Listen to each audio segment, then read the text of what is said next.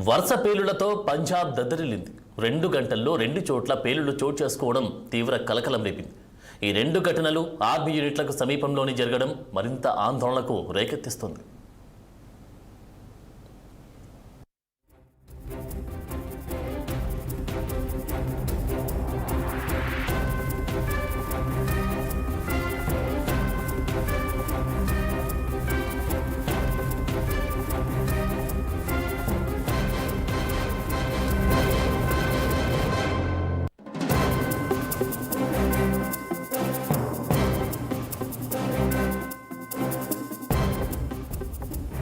వరుస పేలుళ్లతో పంజాబ్ దద్దరిల్లింది.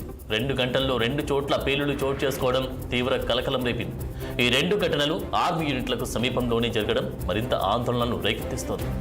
రాత్రి 8 గంటల సమయంలో జలంధర్లోని బోర్డర్ సెక్యూరిటీ ఫోర్స్ ప్రధాన కార్యాలయం సమీపంలో పేలుడు చోటు చేసుకుంది. కార్యాలయం బయట పార్క్ చేసి ఉన్న ఓ స్కూటర్ పేలింది. దీంతో పెద్ద ఎత్తున మంటలు చెలరేగాయి. ఈ ఘటనలో ఎవరికి ఎలాంటి గాయాలు కాలేదని పోలీసులు వెల్లడించారు.